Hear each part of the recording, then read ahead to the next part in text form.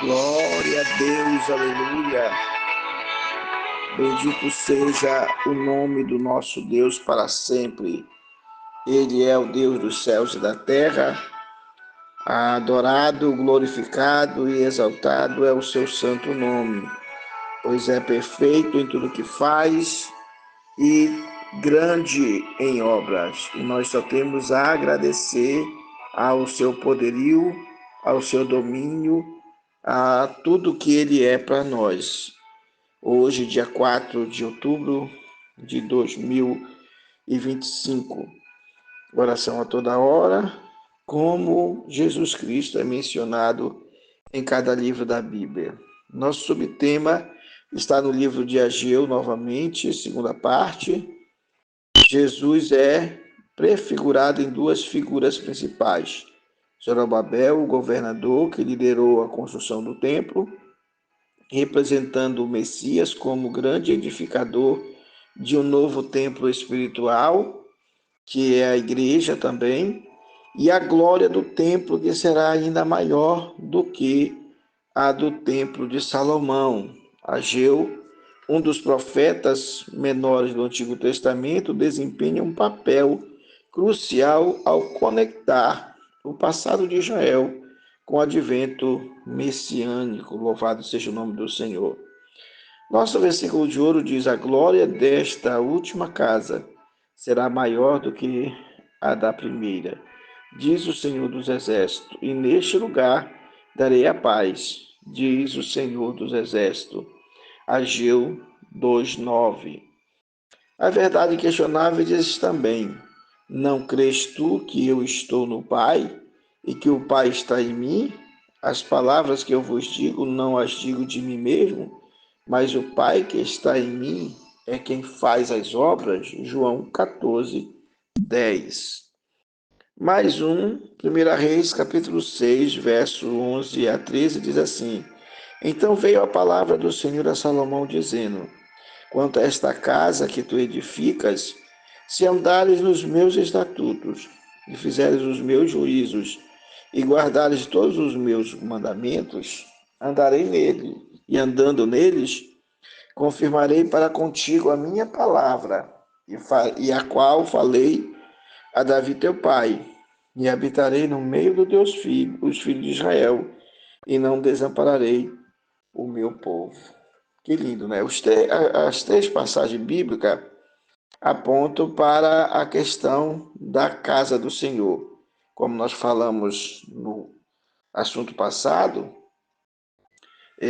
a casa do Senhor estava abandonada, estava destruída em decorrência da situação da invasão dos babilônicos, né? Eles invadiram Judá, Jerusalém, e arrebentaram tudo, né? Tiraram o ouro, tiraram a prata, levaram os utensílios e levaram o povo ao cativeiro. 70 anos depois, estando eles já de volta pelas mãos e poder de Deus, eles tiveram a oportunidade de refazer a casa do Senhor, mas eles não fizeram.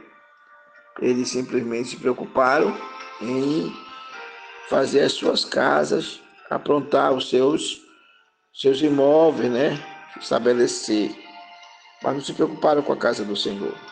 E Deus, então, através do profeta Ageu, vem e os responsabiliza, mostrando para eles que a falta desse compromisso com a casa de Deus fez com que a terra não produzisse, a chuva não caísse, e tudo, o gado sofresse e eles também sofressem, por causa que eles abandonaram a presença de Deus no meio deles. Porque na casa do Senhor ficava a arca do Senhor, ficaria a arca do Senhor, e na arca do Senhor estaria lá a presença de Deus manifestada através daquele compromisso que Deus havia feito desde o tempo passado, quando ele fez com Israel, quando saiu do Egito.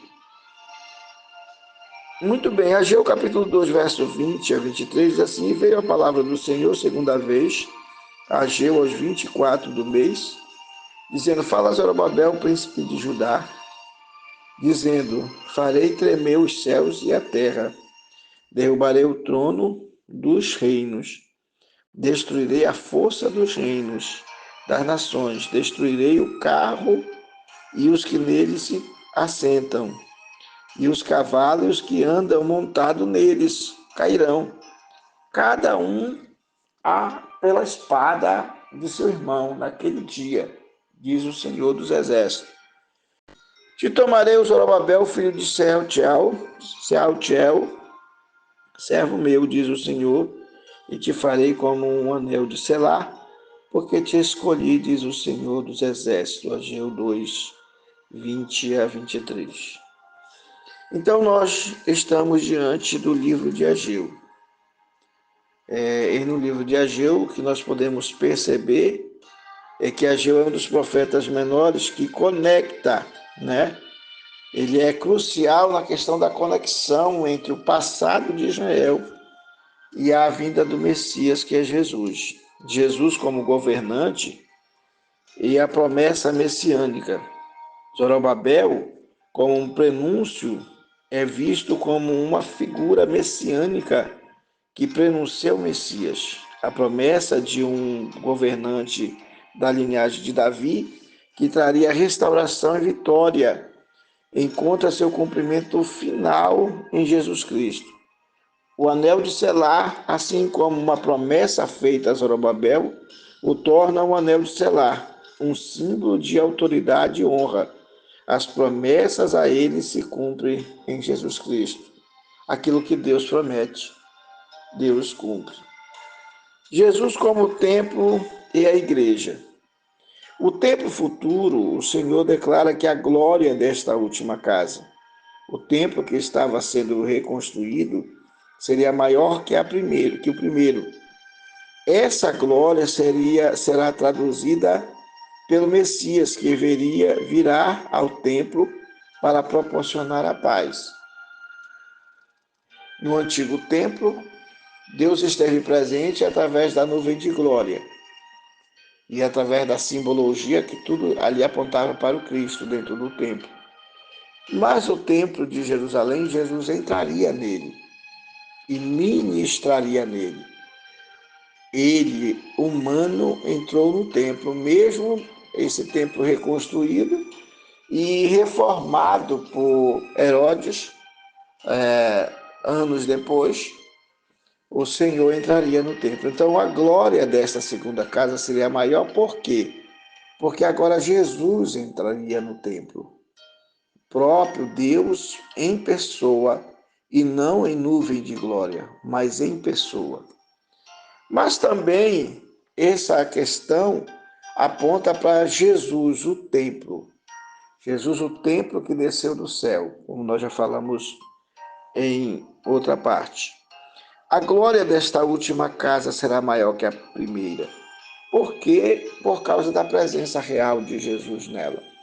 Que além de Israel voltar a sacrificar, Israel voltaria a adorar a Deus e Jesus seria apresentado e depois entraria no templo ministrando a palavra, inclusive limpando, fazendo a limpeza. Mas Jesus também era o símbolo do templo, que seu corpo traria a presença do Pai. Ele mesmo diz: eu e o Pai somos um. Eu estou no Pai e o Pai está em mim. Jesus foca para a questão do santuário do corpo. O corpo da pessoa como lugar de posição divina, no lugar onde Deus é adorado, no nosso corpo, através dos nossos pensamentos, do nosso amor, da nossa confiança, da nossa adoração. Jesus, ele foi esse templo que, assim como Israel trazia a tenda e armava em vários lugares, Jesus transitou em todas as terras adjacentes a Jerusalém e levou a palavra, inclusive a Samaria, que era um lugar onde ele não havia uma inimizade com os judeus.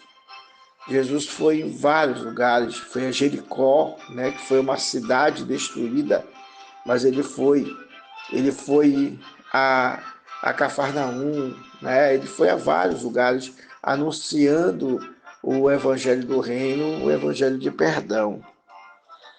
Então Jesus, o templo espiritual, o templo físico apontava para a presença de Deus. Com a vinda do Cristo, ele se torna o templo final.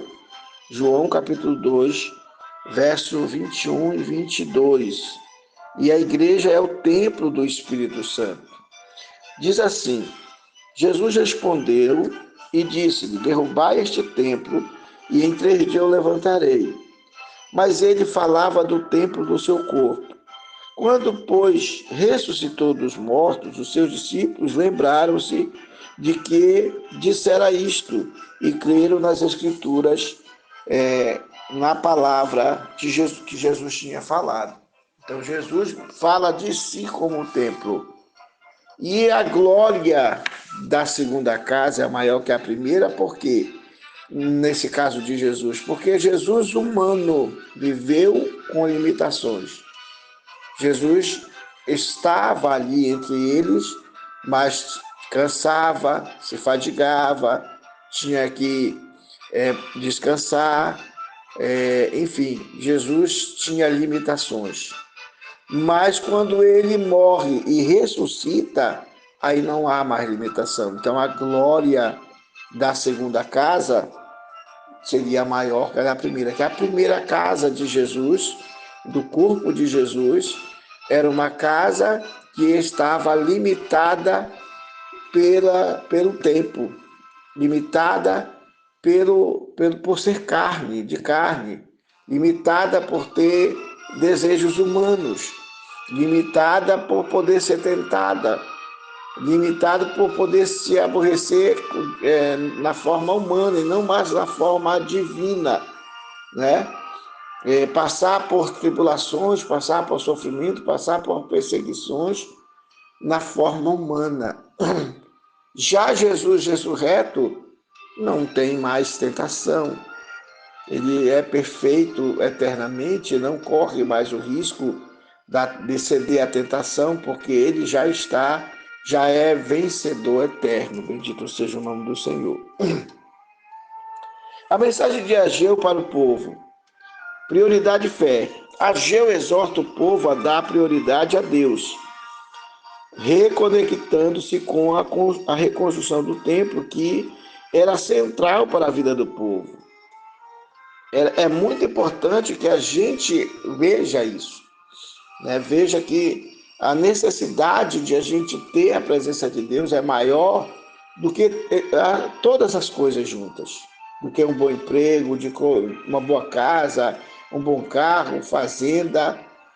Não há coisa melhor e maior do que a presença de Deus. Deus falando, Deus tocando, Deus transformando, Deus curando, Deus libertando, Deus salvando a nossa vida. É uma coisa maior e melhor. É você que às vezes perde tudo, humanamente falando, mas se você não perder a fé, você vai reconstruir. A Bíblia diz que Abraão creu, segundo está lá na carta de Judas, que Abraão creu que Deus poderia das cinzas suscitar o Isaac de volta para ele. Porque a fé dele foi além da imaginação humana. Né? Ele creu que Deus, que estava pedindo o seu filho, depois de morto e queimado, Deus poderia tirá-lo da cinza.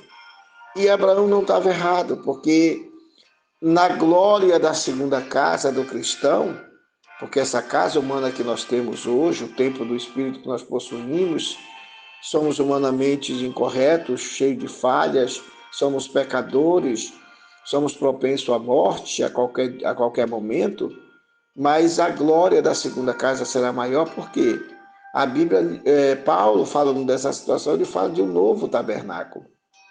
Ele fala da transformação do corruptível e incorruptível, do mortal e imortal, né? E ele fala do poder que que Jesus tem sobre a morte. Então, aquele que crê no Senhor não morrerá eternamente, mas ele vai ter a transformação da sua vida e vai ter uma casa, uma morada espiritual, uma vida espiritual, como diz a palavra de Deus. Jesus falando em João 14:10 diz assim: não crês tu que eu estou no Pai e que o Pai está em mim?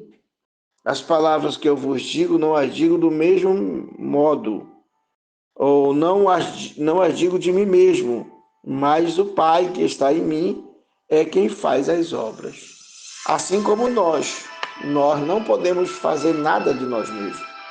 Nós não podemos transformar ninguém, ressuscitar ninguém, sabe? Às vezes a gente fica olhando pessoas aí fazendo um monte de coisa em nome do Senhor Jesus e querendo tomar para si a glória de Deus. Ora, Pedro andava e a Bíblia diz que as pessoas se colocavam debaixo da sombra de Pedro e eram curadas. Mas Pedro não aceitou ser adorado. Por quê? Porque Pedro disse: eu sou humano igual a vocês, sou pecador igual a vocês. O homem não pode receber a glória de Deus como glória para si. A glória é dele. E se ela se manifestar no homem, ela é provisória, ela não é permanente. Ela vai ser permanente quando nós estivermos lá em cima, transformados.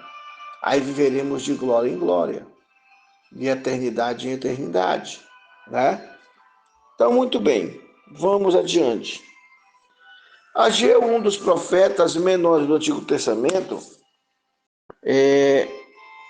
nos traz a mensagem do Messias. Através das suas mensagens, vislumbra não apenas a preocupação imediata com a construção do templo de Jerusalém, mas também o prenúncio da vinda do Cristo, o Messias prometido, que traria a realização da plenitude da glória de Deus entre os homens.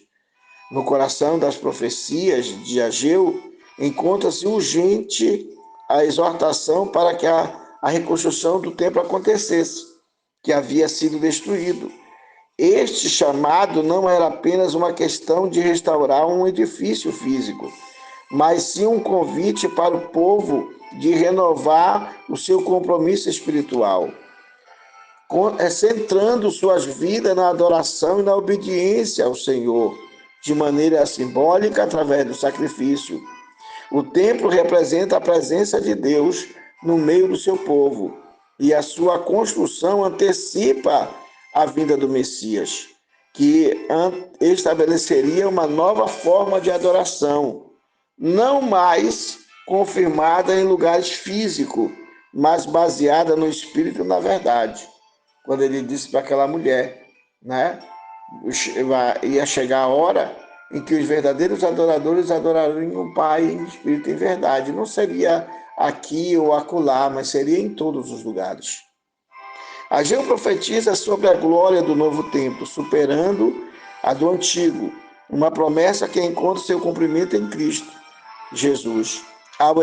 Jesus, ao entrar no templo reconstruído, personifica a presença viva de Deus, tornando obsoleto o antigo sistema de sacrifícios e meditação sacerdotal, de mediação sacerdotal. Em Cristo, o templo não era mais apenas um edifício, mas o próprio corpo de Cristo, onde Deus habitaria entre nós, através do seu poder e da sua presença. A figura de Zorobabel, descendente de Davi, ele era governador de Judá e menciona nas profecias de Ageu e serve como uma ponte genealógica e espiritual entre Israel antigo e o advento de Cristo. Zorobabel, ao liderar a construção do templo, simboliza o papel de Jesus como um construtor de um templo espiritual que é a igreja, composta de todos aqueles que creem nele. Assim como Zorobabel foi escolhido por Deus para uma missão específica, Jesus é escolhido, é o selo da promessa divina da redenção e da restauração para toda a humanidade. A mensagem de Ageu ressoa até hoje, lembrando-nos de que em Cristo somos chamados a ser templos do Espírito Santo, vivendo de maneira que reflita a glória de Deus em nossa vida, no mundo. O chamado à reconstrução do templo se transforma em um chamado para a construção de vidas centradas em Cristo, compromissadas com Cristo, marcadas pelo amor, pela santidade, pelo bom serviço ao Senhor. Ageu e Cristo juntos nos convidam a participar da grandiosa obra de Deus, construindo o reino celestial aqui na terra, até que ele venha novamente em glória e possa nos levar aos céus. Assim, Ageu não apenas fala a um povo antigo sobre tijolos e argamassa, mas também a nós sobre a importância de preparar nossos corações como morada de Deus, através de Jesus Cristo. Ele disse: eu e o Pai viremos e faremos nele morada.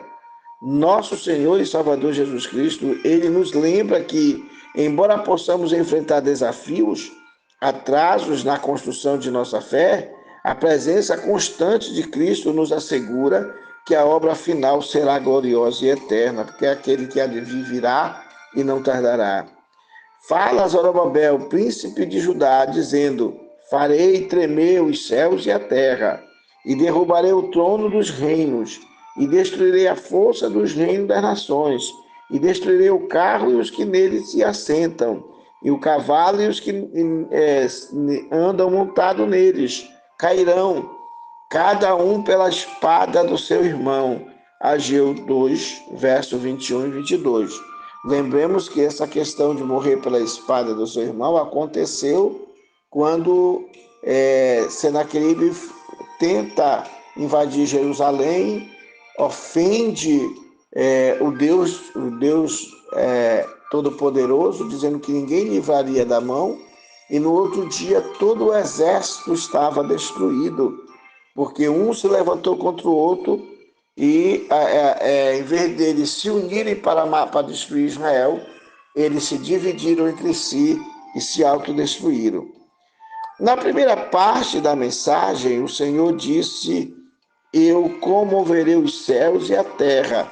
O termo comoverei, que também pode ser traduzido por tremer, é usado com grande frequência na Bíblia hebraica. Às vezes é usado literalmente para referir-se a um terremoto, como está em Amós 1:1, como aconteceu, né? Outras vezes é usado figurativamente para representar devastação. Salmo 60, verso 2. Aqui em Ageu o verbo é comoverei. É usado figurativamente para representar o julgamento divino. É um particípio do texto hebraico sugerindo que vários eventos ocorreriam até que Deus restaurasse sua criação.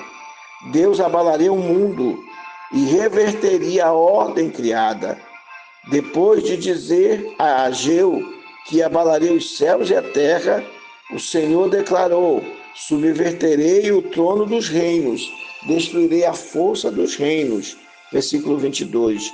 Isso significa que o Senhor derrubaria os reinos altos e poderosos da terra. Ele perturbaria a ordem mundial. Além disso, ele declarou que ele é o Senhor de toda a terra. E ele declarou, o Senhor declarou: subverterei o trono dos reinos, destruirei a força dos reinos das nações. Então, se ele falou, ele vai cumprir. E todo reino que se levanta contra Israel será abatido. Assim como toda pessoa que se levanta contra a igreja será abatida. Uma hora chega, enche a taça de Deus e ele vai agir sem misericórdia, porque a vingança de Deus é sem misericórdia. Por isso que Deus é tardio em irar-se, porque se Deus fosse rápido em irar-se, nós não escaparia ninguém. Mas ele, depois de uma vez ele começando o processo do juízo, ele só para quando termina. Bendito seja o nome do Senhor. O profeta Ageu recebe a quarta mensagem do Senhor durante o segundo ano do reinado de Dario, rei da Pérsia. Ele prediz a queda das nações gentias e a exaltação da linhagem davídica por meio de Zorobabel. Zorobabel é uma figura messiânica que pronuncia o retorno triunfante de Cristo à terra. A sessão anterior destacou que a negligência de Judá em relação ao templo causou impacto negativo em suas colheitas e bem-estar econômico. Ageu disse que Deus havia feito com que a obra de suas mãos vacilasse, como alguém que se torna impuro ao tocar um cadáver e em seguida contamina tudo que toca. Agora que o povo havia retomado seu trabalho e estava seguindo o primeiro e maior mandamento de colocar o Senhor em primeiro lugar, como está em Deuteronômio capítulo 6, verso 5, ele reverteria sua sorte e faria com que grandes bênçãos viessem sobre eles. Isto está de acordo com a provisão da aliança de Deus com Israel, que promete bênção se eles seguirem seus caminhos. Na presente mensagem, Ageu conforta e fortalece os judeus, dizendo que o Senhor destruiria as nações gentílicas e levará Zorobabel a uma posição de destaque. Esta secção constitui a quarta mensagem do livro de Ageu. Com as três mensagens anteriores, esta começa identificando a natureza da revelação, o mensageiro humano que carrega a data, a data em que ele recebeu. Mostra que tanto ele escreve o dia como ele escreve o ano que ele recebeu. A mensagem é chamada de palavra de Javé, no versículo 20. Uma frase que ocorre várias vezes no livro de Ageu. Por exemplo, Ageu 1, 3, 2:1 e 2:10. Ela fala sempre e refere-se a Javé. Também em 1 Reis, capítulo 6, verso 11 e 16, verso 1. Quando usado, um texto bíblico esclarece a origem divina da mensagem, simplificando. Ela diz ao leitor que o Deus soberano é o autor e principalmente de toda a mensagem. Ele escolheu falar com alguns indivíduos, dando-lhes a mensagem para transmitir a outros. Neste livro, o indivíduo era Ageu. A revelação divina pela segunda vez veio a palavra de Jeová a Ageu aos 24 dias do mês. No calendário judaico, o 9º mês é Kislev. A data equivalente é por volta de 18 de dezembro de 520. A mesma data mencionada anterior no versículo 10. Assim, a palavra de Javé de Jeová veio a Ageu 2 vezes naquele mesmo dia. A expressão reino das nações se aplicaria a todas as nações, exceto Israel. Portanto, essa é uma afirmação, e tanto visto que Israel é uma nação tão pequena em comparação com todas as outras nações do mundo. No entanto, o Senhor dos Exércitos é muito maior e mais poderoso do que todas as nações da terra. Jesus é o Rei dos Reis, Senhor dos Senhores. Apocalipse 19, 6. Essa profecia se cumprirá no futuro, no momento em que o Senhor resolver começar a cumprir a sua palavra. quando Jesus retornar à terra, de seu exílio da terra, agora no céu, Atos 1, 9 a 10, quando ele sobe aos céus, ele é prometido a voltar à terra para terminar aquilo que ele começou. Assim como você diz os varões, assim como viste ir, ele descerá, porque ele ficou de vir e vai voltar. E nós temos mais a vantagem, que a igreja tem o prenúncio de que ela será arrebatada antes desse julgamento, antes dessa grande tribulação, ou no momento que começar a grande tribulação. Porque aquilo que vai acontecer será para julgar os povos, julgar o mundo e mostrar quem domina céus e terra. O anticristo vai estar reinando na terra, mas vai ter dificuldade de explicar os grandes eventos que vão acontecer quando as trombetas forem tocando e as coisas irão acontecendo. Quando a água se torna em sangue, quando a lua se torna em sangue, quando acontece a morte dos peixes, quando acontece a saraiva de fogo que vai descer sobre a terra, que matará parte dos moradores da terra por causa de terem negado Jesus, de não terem confessado o Cristo, e nós estamos vivendo essa história. Você mesmo que ouve esta mensagem, se você ainda não aceitou Jesus no teu coração, se você ainda não ouviu o convite, vinde a mim todos vós que estáis cansados e sobrecarregado, eu vos aliviarei, tomai sobre vós o meu jugo e aprendei de mim que sou manso e humilde de coração, encontrareis descanso para a vossa alma. Se você ainda não fez isso, você deve fazer. Porque para você não correr o risco de no arrebatamento você não subir e ter que sofrer as consequências do juízo de Deus, porque acontecerá. E nós sabemos que aquilo que Deus fala, Deus cumpre. Oremos ao Senhor. Senhor nosso Deus e nosso Pai, mais uma vez estamos diante de Ti e Te glorificamos, Senhor. Quero Te adorar por esta oportunidade de estarmos reunidos na Tua presença. Eu sei que os anjos, os arcanjos, os querubins, os serafins estão diante de Ti, Senhor, Te adorando, dia e noite.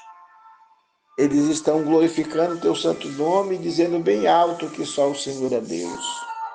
Santo, santo, santo, santo é o Senhor dos exércitos. Toda a terra está cheia da Tua glória.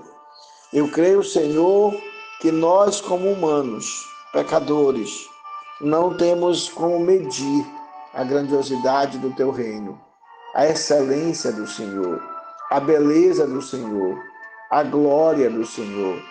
Não temos como imaginar, Senhor, e chegarmos perto daquilo que o Senhor preparou para aqueles que confiarem no Teu nome até o fim, para aqueles que suportarem as dores, para aqueles, Senhor, que rejeitarem a facilidade para o pecado e buscarem com fé viver na Tua presença.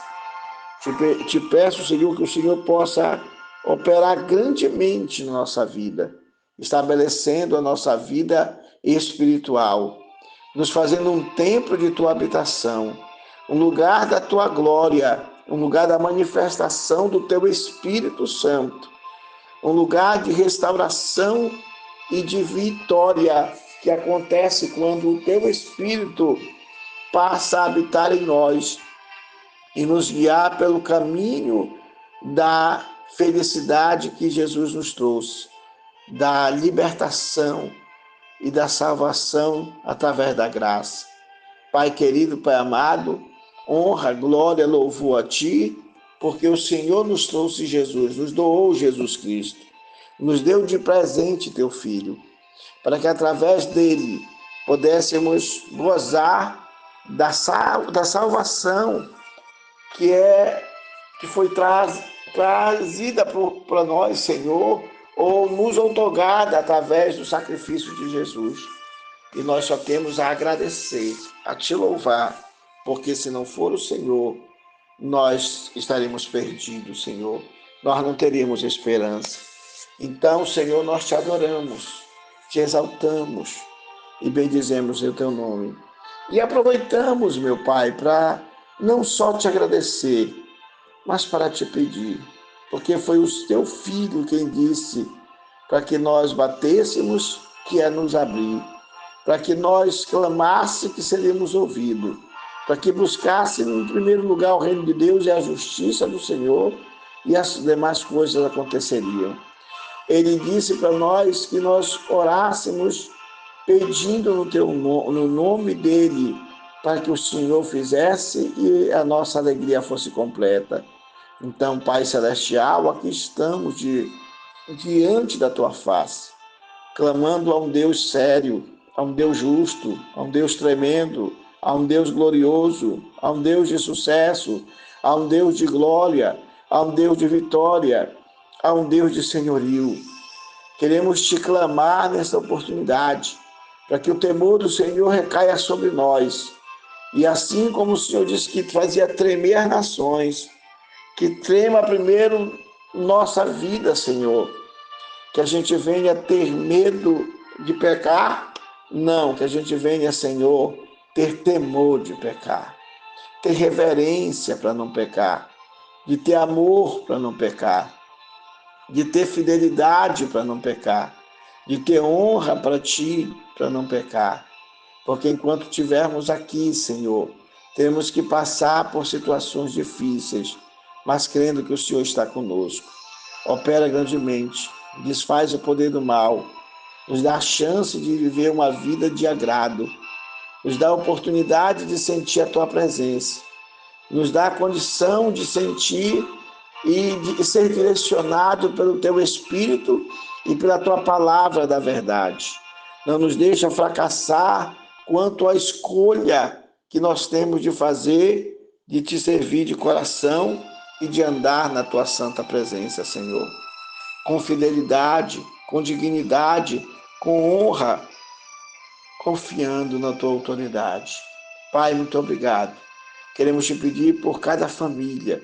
Queremos te pedir pelas pessoas que nos fizeram pedido aqui, Senhor, que está acontecendo, pedidos por causa da empresa que o teu servo tem, que precisa de ajuda, que precisa de socorro, pedindo em favor do irmão que foi operado, que entrou na sala de cirurgia hoje, Senhor, à tarde, e que eu creio uma hora dessa já está, Senhor, abençoado, segundo o projeto do Senhor na vida dele.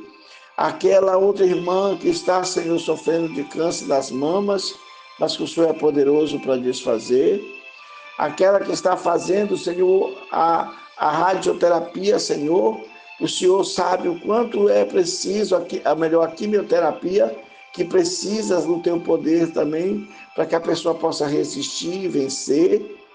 Te pedir por aqueles irmãos, Senhor, irmãs e amigos que nos pedem socorro através das orações, para que o Senhor faça milagre, abra a porta, resolva o problema, triunfe no lar, restaure o seu lar, restaure sua família, Pai.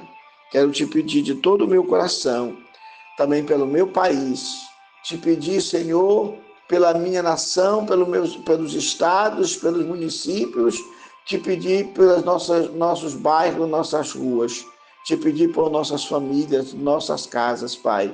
Te pedir pelos nossos filhos, nossas filhas, primos, sobrinhos, cunhados e cunhadas, irmãos, tios e irmãos e todos, Senhor, da nossa família, avós e quem tem pai e mãe, que o Senhor possa abrir a porta da esperança para esta pessoa. Assim recebe nossa adoração e a nossa gratidão, o nosso pedido que milagres aconteçam em nome de Jesus, porque o Senhor é Deus e Pai.